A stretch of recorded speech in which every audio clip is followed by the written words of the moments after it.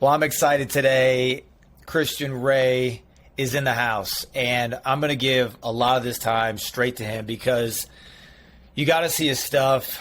Businessman, entrepreneur, Christian, incredible backstory. All those things we're going to get into and unpack. And, I'm so pumped because I'm watching this and I'm watching him just taking so many notes. And I know for you as a business owner, founder, entrepreneur, that you're going to be doing the same thing, just like I was. So, Christian, tell me, man, I know you got the Ukraine shirt on. Most people don't know quite the backstory of who, and what you came from, but maybe give us some of that and then how faith got involved in the mix of it. Sure. I'll attempt to do this, to do it justice, because it's just very confusing. It's a confusing story. I'm half Chilean, half Russian. Grew up in Chile, Germany, Moscow, Africa, Moscow, Ukraine, and then the U.S. So it's sort of geographically completely confused individual. I learned 4 languages by age 9. So there's a lot of backstories behind it. But the essence is this. I'm a confused sort of mutt. And I am an evangelist, an artist, an investor, entrepreneur, sort of also confused professionally, I guess. Yeah. Well, yeah, I mean, a little bit of those. Tell us how you got, because when I first got in a little piece of that story of Russia and a bit of the music, tell us a bit about the music. Tell us a bit about Russia. Tell us a bit about what was going through your mind back then. I basically, the music part is this. My parents got divorced. We moved from Africa back to the Soviet Union, which is where my mom is from. So I don't look Russian, I look Chilean, right? I blend in Chile, but not in Russia. I was very musical all my life, and by the time I graduated from college in Russia, I graduated with a master's degree in economics, which is ironic because I graduated with that degree the year the Soviet Union fell apart. So there's a lot of backstory with Marxism and economics that I'm not going to go into that. But I was very sort of anti-communist by the time I graduated, and my parents were communists. So there's like this interesting departure, right, from background and culture and stuff like that. And that sort of played out later because I ended up campaigning for Boris Yeltsin. The last time the communists were basically they were winning. They were going to come back, and but I went into music instead of economics. All my friends went into finance. I thought it was boring, and I went into music. And I started maybe 92. By end of 93, I was on national television. And it was this sort of being a combination of obviously some skill, some talent, some hard work, but also being at the right time at the right place. But I ended up being one of the top artists in Russia. I played sports arenas, and my music was everywhere: TV, radio. We toured all over that whole territory, everything from the Baltics all the way to the Stans, and so it's a massive territory. And I was sort of one of the guys that people liked my music. I guess the youth liked my music. It was R&B, hip hop stuff. So it was cool. It was fun. A rock star. Yeah. Rock star. Yes, indeed. And where did when you're in the middle of that, and I've had different friends in per se that's gone in there. How does that intersect with spirituality for you? Where were you at the time? Well, it elevated me professionally, which was wonderful because it was just. It's such a gift to be able to have a chance to entertain millions of people, across several different countries. Most people don't, if you go to school for engineering, you're going to get a job as an engineer. If you start a music career, the odds of you actually having a music career are very small. So I'm just grateful for the opportunity and how the stars align. But from the standpoint of character, it really revealed all of my flaws, really sort of wrecked me on a number of levels, right? My character, all of my flaws and lack of moral sort of background and framework all came out to just with a vengeance. And by the time I started getting into the Bible, which had zero sort of, exposure to or biblical culture, I was literally had a #1 hit on the charts. The song was for everywhere, right? Every disco, every club, every radio station, every TV set, in a massive sort of territory. And I was completely and clinically depressed. I was just really, really down. So you can imagine, it was just, I think a lot of it had to do with pride, with fame, what it does to your head. And to me, a lot of it had to do with relationships. So I had this unhealthy romantic relationship dimension where I would undermine every relationship I would go into because I saw my parents got divorced, and it was such agony that I would, every time something would get serious, I would just be a jerk and do bad things and basically drive the other person away. Until one time, I was dating this young lady. She was a runway model, which is what pop stars are supposed to do, right? It was this walking cliche.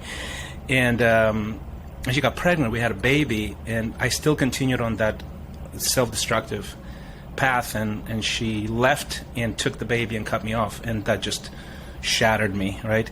And so I was in a place of full humility at that time, and somebody invited me to church, and I met this guy. He's a Canadian missionary in Moscow. His name's Andy Fleming, and he was my father of the faith, basically. So I came to his church, didn't like anything, didn't like the singing. It was like a campus ministry, like they really sucked singing-wise. Worship was terrible. But the preaching got to me, right? And I was like, okay, I'm paying attention. And so we sort of got to know each other, and that was sort of the thing that attracted me to Christianity, is that it solved all of my pain points, obviously, but the one thing that was most obvious to me is that I didn't know how to build a family. I didn't know how to pursue a marriage or build a relationship with a woman in a healthy way. It always ended up with pain. And I saw Andy, and he invited me over to his house, and I saw this just a very different kind. I could feel that this family has something completely different that I have no idea how to get. And I turned to him and I said, "How do I get what you have?" It was that clear, And he goes, "I'll teach you." And I said, "All right, I'll just tell me what to do, and I'll do everything." And that's how it happened.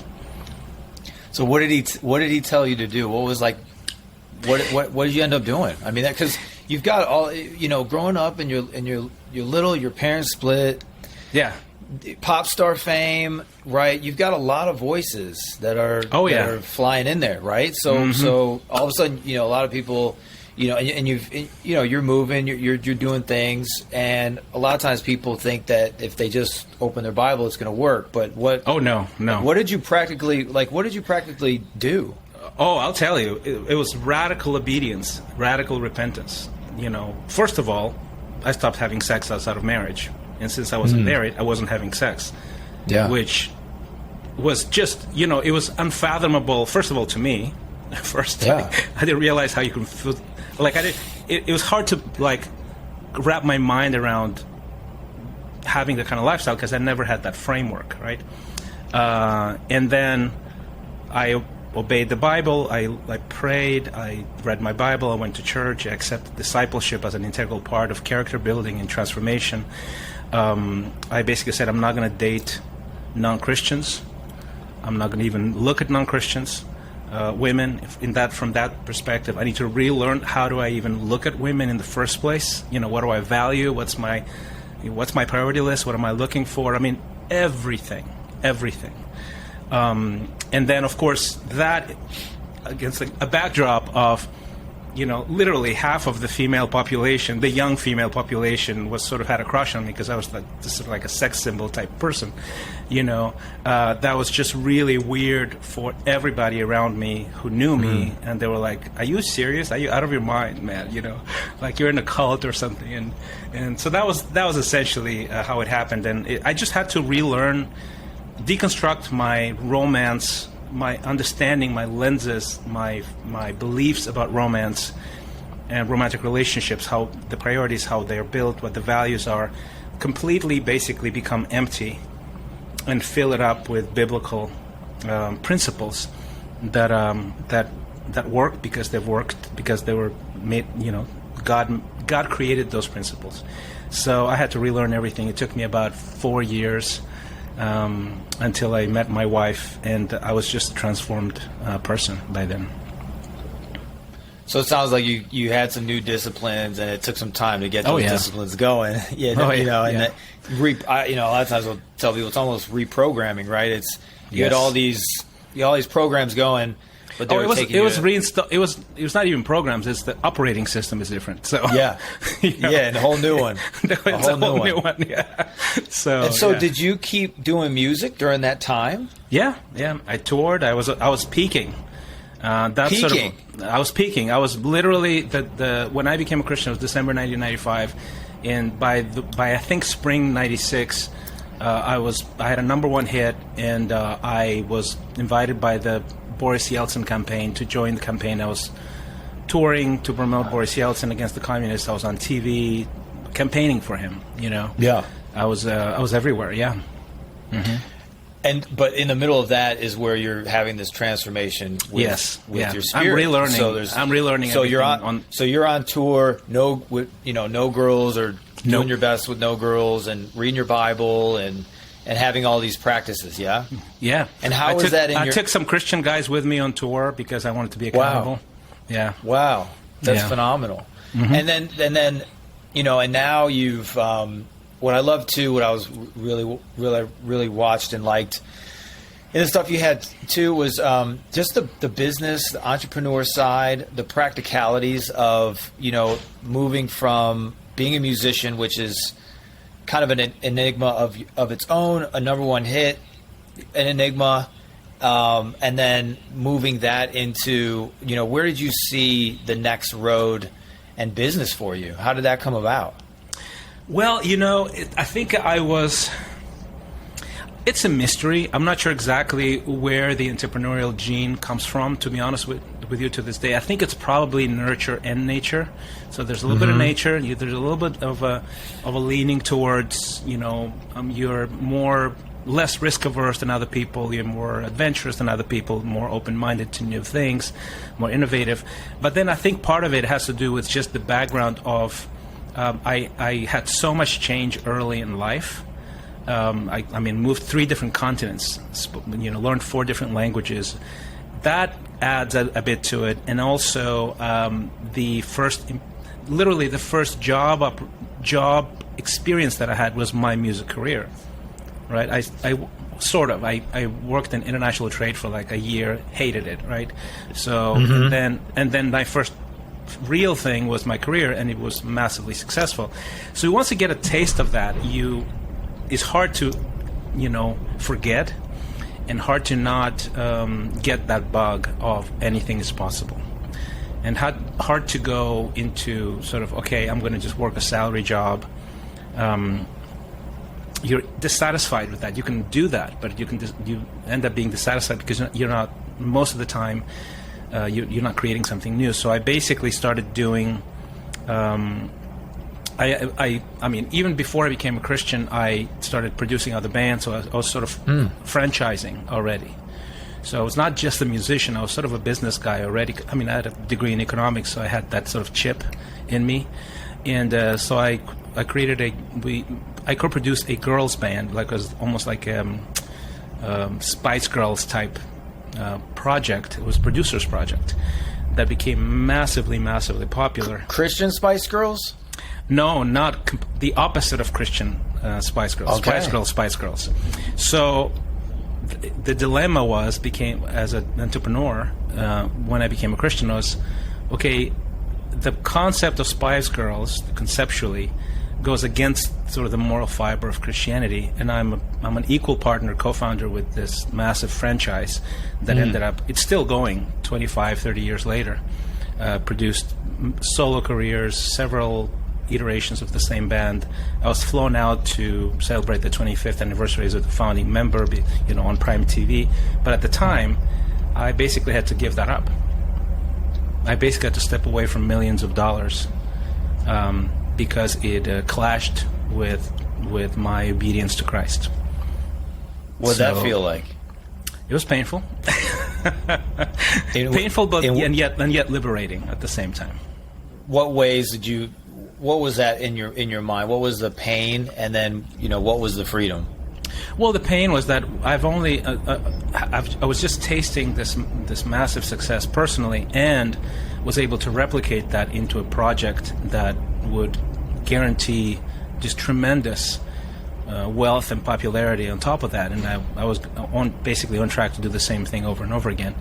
And so that's painful, obviously, right? You just lose, you just lose a lot of money. And the liberating part, I think it was just the freedom, the liberating power of being fully obedient to Christ. You know, there's power in it, right? Mm-hmm. And I think that was just an empowering, powerful thing for me as an experience. I ended up even giving up, sort of phasing out my music career as well for the sake of Christ, and I started preaching, leading. I became an evangelist, led churches in Moscow, Kiev. Two of my daughters were born in Moscow. My youngest daughter was born in Kiev, Ukraine. So, wow. And then when I was in the stateside, when we moved, I married an American. She's from Wisconsin. She came, and she sold everything, came to Russia, lived there for 6 years with me. And eventually we couldn't stay because some of her health limitations were clashing with the climate there. It was very cold, so she was getting sicker and sicker. So just for the sake of the longevity and health of my wife, I basically said, look, we need to go to warmer places. And we ended up stateside. So when we were here... Amen. Yeah. So, and I look back now, I go, man, thank God we left. It's a mess out there. But the stateside, I basically started building companies again. So I started a production company in Los Angeles. We did basically high-end music production and music videos with like award-winning producers. And then after that, we started Third Drive, which is a venture development company. We raise capital for startups, and we do marketing as well. Yeah. Okay, coming from Russia, I have to ask this. It just popped in my mind because I do have some Russian friends out there.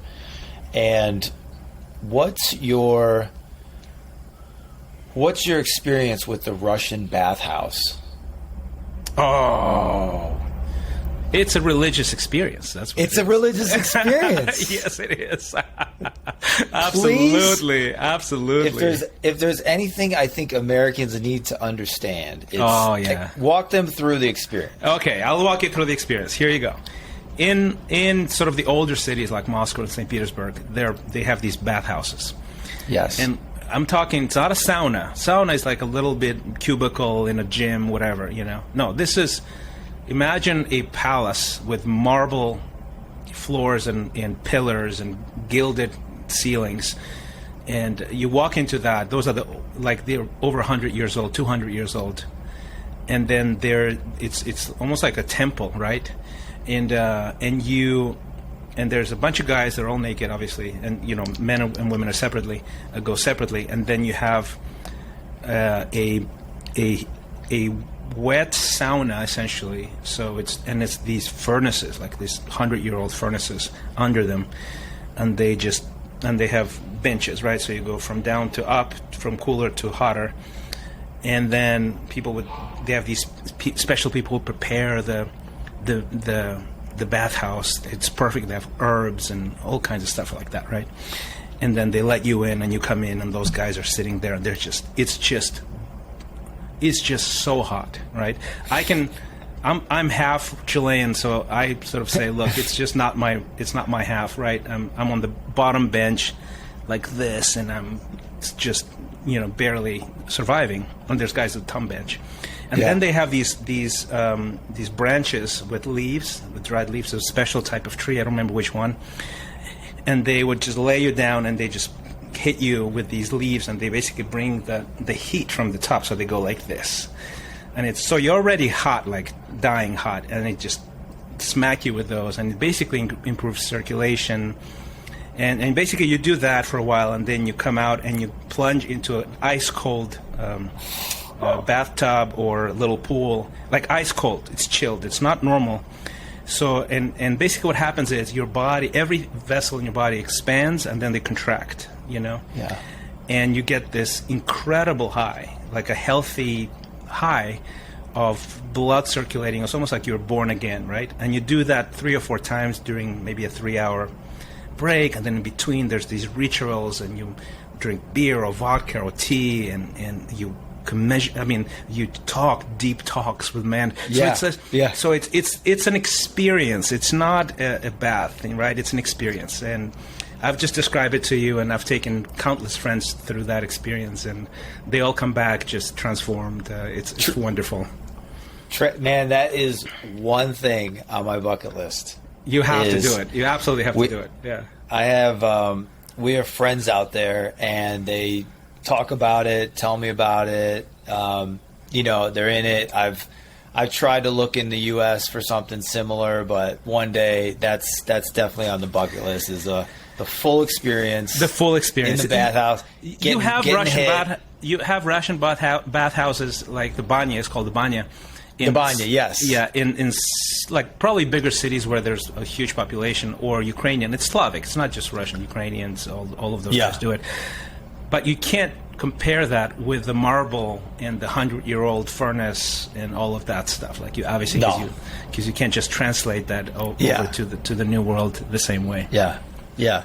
That right there, that warms my heart there, because that I could see it, and when I see it, then I can start to get closer towards it. I love that. The other thing I was thinking of that you were going through, and I love the analogy that you did on The Godfather, which I'm a big fan of The Godfather. I'm sure most probably business owners are fans of The Godfather. And you had a talk where you were basically sharing with people how to talk to people, essentially. How to really like break it down for people and talk to them. And someone like yourself, who is as creative as you are, has this economic side to it, and is able to bring a very tangible story, right, with The Godfather. Maybe explain a little bit about that story, if you remember what it is, or maybe explain a couple of things that you love about The Godfather, and how that works in there. Because I think it's so creative, and I think it really brings a great message. Well, the reason I thought of that as a framework is because I was trying to, as a marketer, right? You try to, when you work with clients, you're trying to explain powerful principles that can increase your sales, your revenue, grow your business, but in terms that are palpable. And it's surprising how many business owners, entrepreneurs, just don't understand those core principles. And to me, one of the greatest things where the lights come on is to see someone go, I get it. And they start thinking of their business, their product, or service differently completely, right? So I'll explain it. The way I explain marketing is I basically said, look, marketing is a conversation. That's the very essence of things. And it takes a higher type of art to do marketing, because you are communicating through everything you create, and you're not having a back and forth, but it needs to feel like a conversation to the person listening, or looking at your website, looking at your commercial, for example, right? So here's how I break it down. I said, look, your website, for example, it's a first impressions tool. That's what it is. And you have 6 seconds before you lose somebody on average. That's what the studies show. So it's the same thing as going into a reception. No one knows who you are, or you know maybe one or two people, and you come in, and what do? Well, you first of all clean up, right? You don't just roll out of bed and go to a reception. Why? Because it's not about being vain. You understand that first impressions matter. If you show up in your jammies at a reception, people are not going to gravitate towards you, right? But it's surprising how messy and confusing websites are of many, many businesses. And that's the first rule. The first rule is don't confuse people. Don't overwhelm people. Don't. The website can be busy, too much information, too much visually sort of not stimulating at all. It's overwhelming, right? It's confusing. People are going to stay away because you have 6 seconds to get somebody's attention, right? So the next level, let's say you start talking to somebody, and what do? Well, you start asking about them. That's why small talk exists, right? You're trying to find connection points. So how does that translate into websites? In the same way that if you talk to someone and all they talk about is themselves, that's a put-off. People are going to move on quickly. You're not going to stay in that conversation. If all your marketing assets, all they do is tell them how cool we are. These are all the technologies behind our stuff, right? what you don't realize is that you're not actually helping yourself because you come across as self-centered, right? What you need to do is you need to talk about them. People need to feel that they're talking about them. So what do you talk about? You talk about pain points. What is the problem that you solve? Like a good exercise is if you're building a new business, send your website to somebody who doesn't know what you do and say, hey, click on this link, turn it off, like open it and close it in 6 seconds and give me a text of what do you think I do and why am I distinct? What's appealing? Yeah, I love that. I love when you mentioned that. That was great. Yeah, great idea. Yeah, and you'll be surprised how many people go, I have no idea what you do. You know? Yeah, totally. You know, so if it's self-centeredness in a conversation, it's the same thing as a business that talks about themselves too much, but not thinking of the pain points of the customer and the problems they're solving. So the next step there after that is you contribute to the conversation, right? In a reception. If you, let's say I start talking about The Godfather, and I was that's sort of the context where I mentioned The Godfather. Is that if I'm in a reception and I do small talk, and then somebody says, hey, how about The Godfather? Isn't that the best movie ever made? I'm like, I'm staying in that conversation, right? And if that person knows something that I don't know about The Godfather, I'm staying with that person, right? So it's the same thing in marketing, is that you add something that contributes to the pain point. You educate your audience and your customer in something that they don't know yet, and they, oh my gosh, this is helping me, right?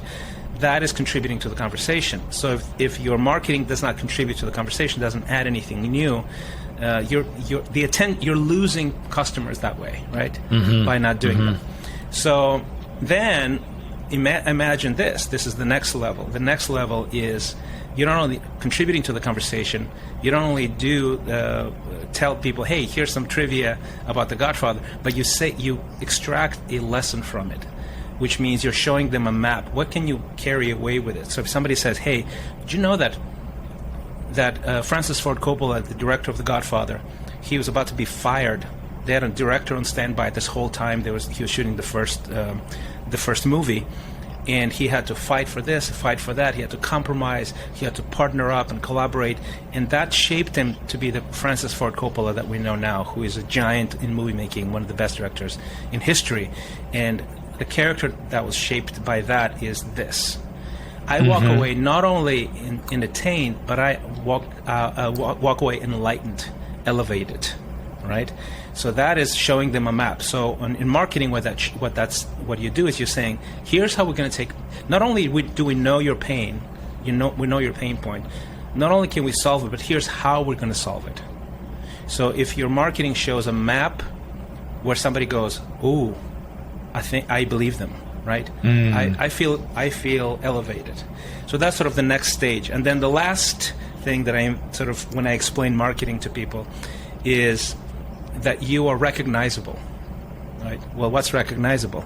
Imagine if I walk into a reception and then Francis Ford Coppola is standing in the corner. Like, I don't have to do small talk.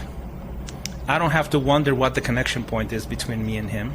I will make a beeline to him, maybe bring him a cocktail, offer to serve so I can sort of find some room next to him. And the reason for that is because he's already known to me, he's already added value to my life, and I'm seeking him out. So in business, if you become not only someone who does something for some people, but you become a thought leader. You write books, your podcasts, you have a YouTube channel, you educate, right? People seek you out, basically.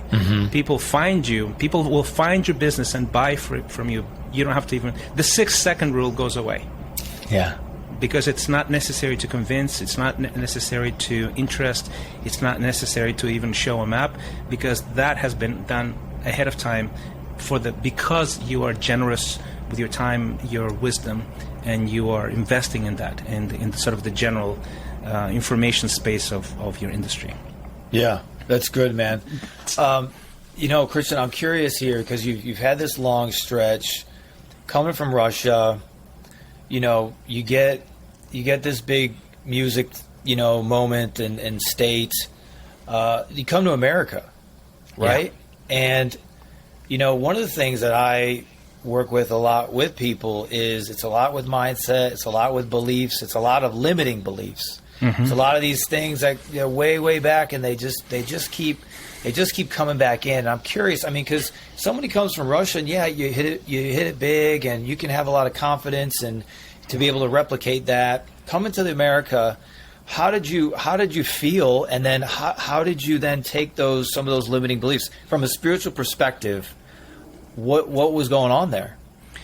It was very challenging. You're absolutely right about that, because I was making a move on faith. I was making a move as a husband. It's my job to take care of my wife, right? So when it became clear that we couldn't stay and have her healthy, I basically said, look, I'm laying down my life, my interests, my professional achievements. I was recognizable right there. There's all kinds of things you could do if your name is well known. Yeah. And I'm walking away and moving to a place where no one knows or cares who I am, right? So the challenge there obviously is, I don't know if I can recreate. Obviously, I knew I couldn't recreate the musical part, but I don't know if it's like being in a big fish in a smaller pond. I mean, it's not that small, but still, to being a small fish in the pond, right? America is the biggest market in the world. So to me, it was definitely, there was a lot of fear, a lot of insecurity as well. I didn't know, right, if I'm going to do well. And I'm so glad you asked that question, because mindset is everything. I have a YouTube channel called Headspace, and the reason I have this YouTube channel, because the tagline is, your headspace today will determine your life space tomorrow. Right? It starts with that. I mean, you cannot break through to a different quality of life if your headspace is in the old quality of life. So it's everything. You're absolutely right about that, and that is sort of the most important investment you can make is in your mindset and your shift. And to me, what it ended up being is this. First is this core belief that I can be rooted in, that I'm a child of God. And sort of the Genesis 1 and 2 message that you are created to subdue the earth and have dominion over it. So it's sort of who you are determines what you do, and what you do determines what you have. That's the sequence, the be, do, have, right? And like you sort of immerse yourself in that thinking and try to and do your best. It's very hard, obviously, right? Because you have the accuser in your head saying you're not worthy, you're not good enough, you're going to fail here, no one knows, no one cares, you have an accent, all of that stuff, right? But then you counter that with the Philippians 4, is that setting your mind in what is pure and lovely and wonderful and noble, right? And you just root yourself in Scripture and the truth of that, and eventually that shapes who you are, how you perceive yourself to be, then changes your behavior, and that changes the outcome, right? And the outcome for me was I started, 2 more nonprofits in the U.S. I started 2 new companies in the U.S. We've raised millions of dollars for startup founders. And all of that is, I moved in my early 30s, right? So I wasn't, 15 or 14. I was sort of a grown guy, right? Yeah. And I think really a lot of it has to do with mindset. You're absolutely right. How do you practically work out your mind in that way? I think it's sometimes for me with my like spirit, soul, mind, body. People are easy to relate to physical body, because you say, look, I want to get in shape. I need to not eat this junk food. I need to work out. You have this picture of what that's going to look like for you physically, right? So when it comes to mentally, and a lot of times there's this, wait, what does that look like? What could that look like? What's the specificity of that, right? So for you, breaking that down, you say, okay, you're getting these thoughts, they're coming in, they're attacking you. What are you doing practically? To me, it's a combination of it's habits. I think, the short answer is developing habits that get you to a place of faith and joy and peace quickly. So I think I had this conversation with a buddy of mine who was just going through a hard time just a couple of days ago, and I basically like, look, dude, you gotta figure out what gets you to delight, what gets you to joy, what gets you where the lens that goes in your brain starts seeing the world as a hopeful, abundant place. What is the practice, right? And then you fine-tune that practice, and then you embed it into your routines so it becomes muscle memory and a habit, because then whatever comes your way, you can get hit by something, bad news, a client leaves, whatever, a downturn in the economy, the market collapses, whatever, you already have the muscle memory to get yourself back into a place of vision, of creativity and abundance. And so it's really the habits. So let me tell you what the habits are for me.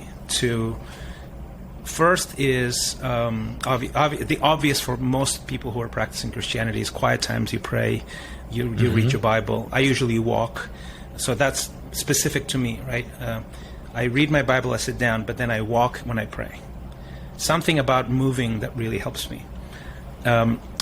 Discipleship, that's the other one. So I've invested very, very, very intentionally for a decade now in 4 guys in my life that are all godly. They're smarter than me. They're better than me in one thing or another. Wow. And they have committed their lives to me and paying attention to me and supporting me, and I to them. So, and most guys that I know don't have more than one friend, if that. Like an actual peer or mentor type person. Right? I have 4. So I have this wealth of support from really, really impressive guys. And trust me, you have to invest in that so that you're even worthy of their attention, in my mind. So I have 4 guys that I run everything by you. Would you consider that like a mastermind for yourself? Absolutely, yeah. Okay. So it's an ongoing, embedded sort of. This is happens all the time. Imagine if you have a mastermind group. Imagine if you have the same partners in the mastermind group for a decade, who are not only there just to partner in one dimension of your life, but they're partnering with you in all dimensions of life. I mean, business, finances, marriage, parenting, all of it, right? I mean, it's just, I'm so blessed. But it takes also a lot of intentionality to be able to develop that and nurture that for some time. So the other thing that helps me tremendously is Sabbathing, the Sabbath practice. I've been Sabbathing for 14, 15 years, something in that general, and that has been sort of the big shift, because it's a weekly rhythm, and it's a sanctuary in time, because I am such a driven, ambitious guy that I can go and never stop. Right? And the Sabbath day, so at sundown on Friday, I stop. And I can be like, we just downsized, and when, our kids went to college, we didn't have, our whole second floor was unused, so we moved to another house. We're in the midst of a bunch of boxes. I just hang these things like this morning because I was going to talk to you. I'm like, it's an empty wall, man. Is that your art? No, it's not. It's not. This is This is Banksy, the one behind me. I love that. It's a famous modern artist. Just had an exhibition here in Austin, by the way. And so let's say I moved on. I think I moved on a Thursday. I think I moved on a Thursday. Yeah. So, your basics are out, but your house, everything is in boxes. Friday at sundown, we stopped everything. Wow. We just stopped everything, and we just delight in the Lord. And we delight in our marriage, in our friends. We sleep in, we make love, we eat, we don't watch our diet. We focus our minds and we pay attention that our God is a great God of abundance, and He provides everything, and everything flows from Him, and the very air in our lungs comes from Him, and that He has our back, and He sees everything. And we have to not worry, and we have to not produce anything to even prove to ourselves that we're not the source of it, right? Yeah. So that shifts, that really, it's a tectonic shift that is weekly, and your mind starts thinking with just great ambition and great vision, because it's the core of it comes from the one that created the universe, not from me. Right? Yeah. So that's a massive practice as well for me. in entrepreneurship. Yeah, I love that you said Sabbath. That's been a big one for us in a family, especially for myself. I even throw my phone in the drawer. Good. And that's usually what tries to claw at me the most. But you know how that feeling is and what that's like. But I think it's great for other people to hear that guys like yourself and more people are, really fully embracing it and not trying to feel like they got to catch up, strive, do something else to try and get somebody there, So what about now? I mean, we've all these projects, all this stuff going on. What's on the hot button for you right now? Oops, I think it paused here. Hold on. Oh, there it is. Okay. I think there was.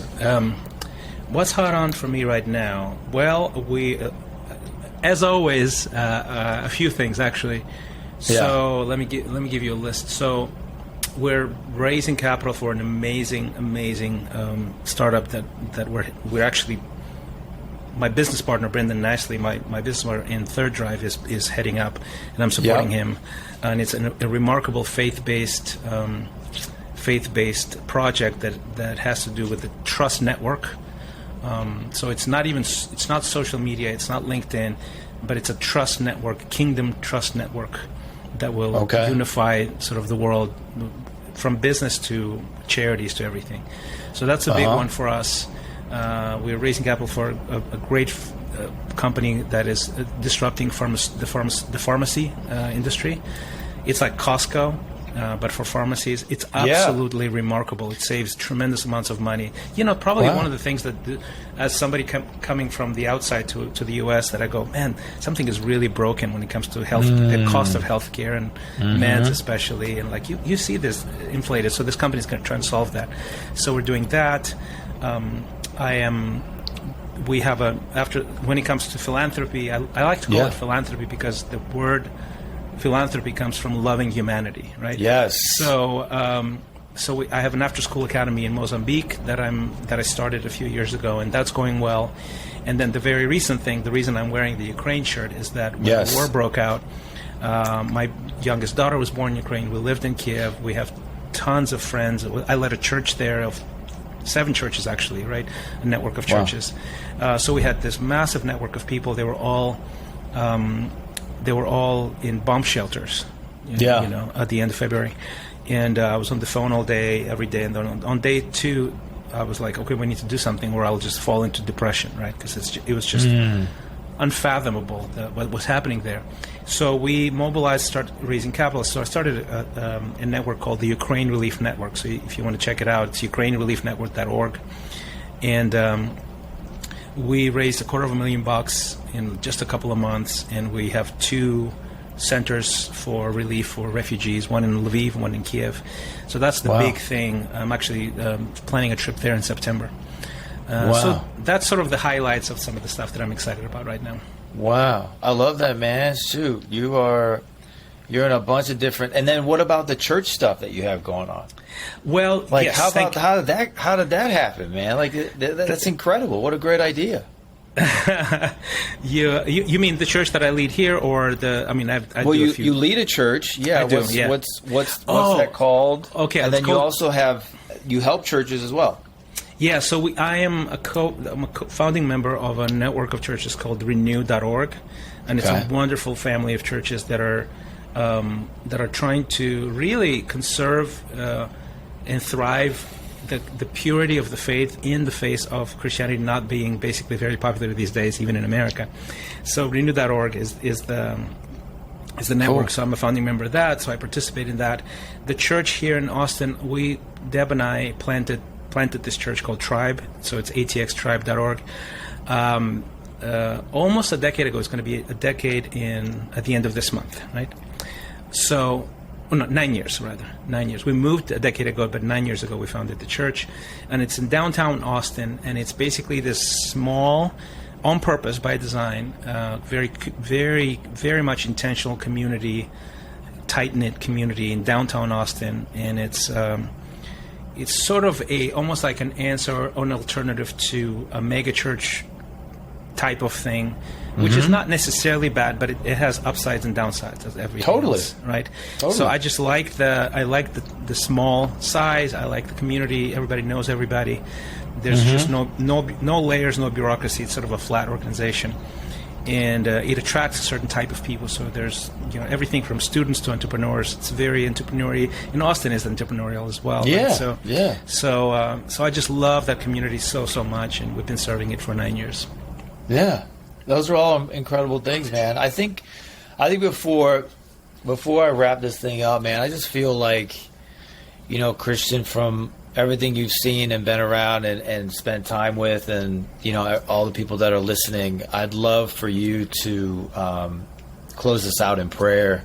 Yeah. And just pray. And I just find that sometimes when people are on stuff, they don't realize why they're on it, and they a lot of times they don't connect the dots that the reason why they're on it is because God's working on them, and they don't realize that He is. And it's these weird, wild moments. And I feel like, Christian, you've had a lot of those in your life, and I'm sure a lot of people listening have had those as well. And I call them synchronicities. They're not coincidences. They're by design. And man, I'd love for you to just pray for some people and what's on your heart, man. Absolutely. Father, we just come to you in prayer, and just really send our thoughts and prayers to those listening right now. And we pray for a sense of deep peace to descend upon every person who's listening to this, that is rooted in faith in you, that you, the creator of the universe, you hold all of this together and us together, and you made us specifically, wonderfully, fearfully to do good works. And may our hearts seek you fully, obey you fully, but also boldly go forward with that intention of doing the good works that were predestined for us to do in our businesses, our jobs, our companies, our services. Father, I pray for a spirit of great boldness and faith to descend upon every person who's listening to this podcast. In Jesus' name, amen. Amen, brother. Christian, man, it's great to have you on. I knew it was going to be phenomenal. And I'll put all of your stuff in there in the show notes for anyone looking for the links that he's referring to. I'll have them all in the show notes, and look forward to hanging out soon, man. Thanks again for coming on. Anthony, thank you very, very much. It's a pleasure and an honor.